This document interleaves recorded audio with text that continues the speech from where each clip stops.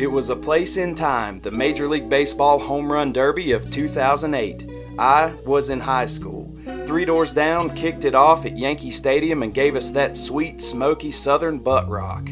They most definitely played the song of Josh Hamilton's people, and he engaged his tribal tattoo powers and went completely insane in the first round with 28 home runs, which is still the record in a round to this day. Chris Berman was absolutely losing his mind on ESPN, and America was content with just watching him hit home runs all night. Ultimately, Hamilton ran out of gas, and Justin Morneau kicked into overdrive in an unceremonious final round and took home the trophy, hitting 5 home runs to Hamilton's 3. As it turns out, this was the most watched MLB home run derby to date, with 9.1 million viewers. In another memorable derby of that era, the 2010 derby at Angel Stadium that Big Papi would ultimately win, the camera pans up to a box high above Hanley Ramirez to show Hank Aaron and Frank Robinson watching on. In a crowd of over 45,000, these two were the only 2 people who were there for the event's birth, ironically in that same city, in a ballpark that also hosted the Angels at the time, 50 years prior. The untimely death of the event's host caused its cancellation and subsequent fade into obscurity, becoming just a footnote in baseball's history until it was resurrected in the 80s as an addition to the Midsummer Classic, and it would not be televised again until the 90s. Today we take a look at the origins of the head-to-head long ball competition that has captivated baseball fans and provided us with a different perspective on the techniques, approaches, and personalities of the game's premier power hitters. 1960, Wrigley Field. No, not the Windy City Wrigley Field you're probably thinking of. This Wrigley Field, also owned by chewing gum magnate William Wrigley Jr. and also sporting ivy along much of its outfield wall, was actually located in Los Angeles. It was the home of the LA Angels while they were a minor league affiliate of the Cubs. See, now it makes sense. This Wrigley was Hollywood's go-to ballpark for baseball movie scenes. Most notably, it was featured in the movie Damn Yankees. Producer Lou Breslow wrote a half-hour television program in which 2-star hitters see who can hit the most home runs against batting practice pitching in a 9-inning format. Each half inning concluded when the hitter reached 3 outs, or as explained by host Mark Scott. Line drive, a base hit in a ball game. 1 out. But an out here on Home Run Derby. 1 away. So any ball that didn't leave the park in fair territory was an out, as was the swing and miss, rules that have remained in the MLB Derby to this day. Wrigley Field was as close to symmetrical as you'd find, 339 in right field, 340 in left field, although the left field wall was slightly taller. Mark Scott possessed that old-school sports broadcasting style, a trait he'd picked up as the play-by-play voice of the Hollywood Stars, a popular Pacific Coast League team that folded when the Brooklyn Dodgers moved to LA after the 1957 season. This was a sportscasting redemption of sorts for Scott, and he didn't miss with his endearing announcing done from a makeshift desk in the home dugout. The batter who wasn't up to bat would sit beside Scott and provide color commentary, which was normally small talk, but it had its fair share of great moments. Outside of Scott and the 2 batters, there was only a catcher, John Van Ornum, a minor leaguer who'd eventually become a Giants coach, a small crew of umpires led by Art Passarella, 2 BP pitchers who alternated innings, note there was no net in front of them in those days, and a handful of guys shagging balls.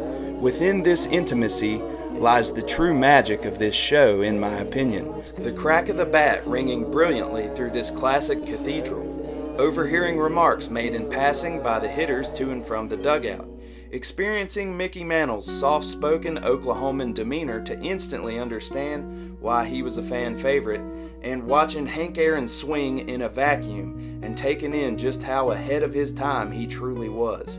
You can become totally immersed in it, and it's no wonder this is a cult classic.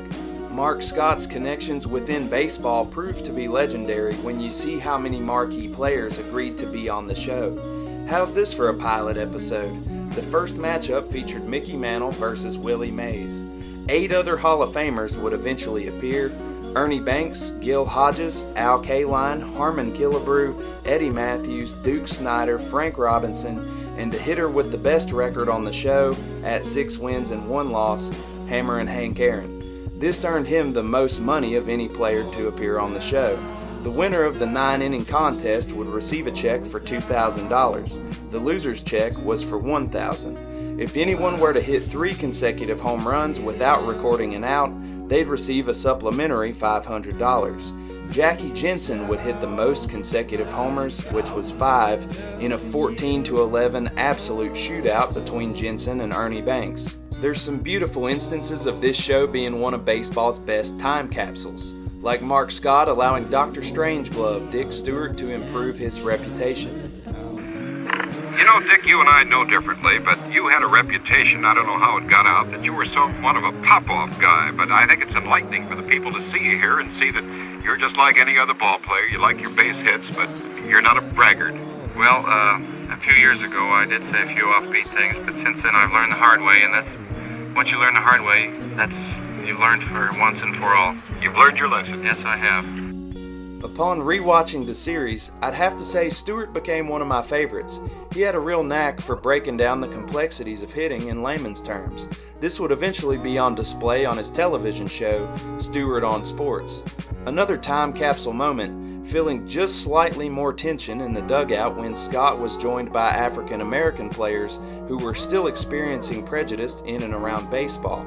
This was evidenced by Willie Mays' light mocking of Scott, and Frank Robinson alluding to the poor logistics that existed between him and the Cincinnati Reds. Frank, in this era of big bonuses for ball players, did you receive one? Are you kidding? They didn't even give me transportation fare. They drove me the way I was going to play. In the show's push to have every position on the diamond represented, it may have been a bit of a stretch to include line drive hitting Orioles catcher Gus Triandos on the program, who only mustered 1 home run despite repeatedly knocking the ivy off the left field wall, and he never hesitated to self-deprecate a little bit. He was a good sport. Just 11 days after the final episode of Home Run Derby aired in 1960, Mark Scott, who was just 45, died of a heart attack. The producers felt that rather than replace Scott, it was best to just cancel the show. In September of that same year, director Benjamin Stoloff also died of a heart attack.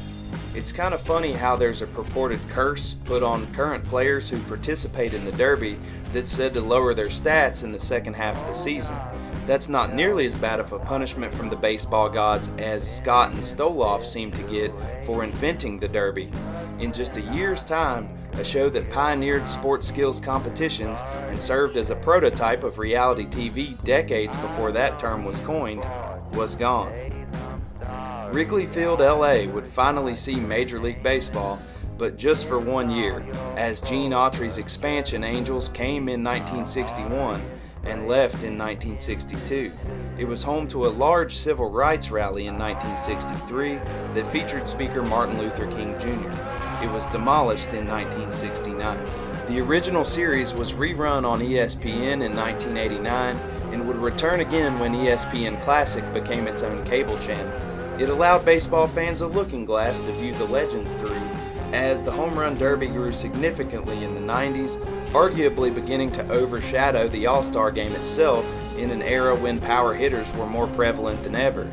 And we'd see Griffey bang a ball off of the Camden Yards warehouse, a feat that somehow still hasn't been replicated.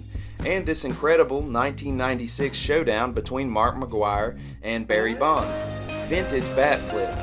The Derby continues on, giving current power hitters like Pete Alonso and Aaron Judge a great platform to demolish baseballs for the fans.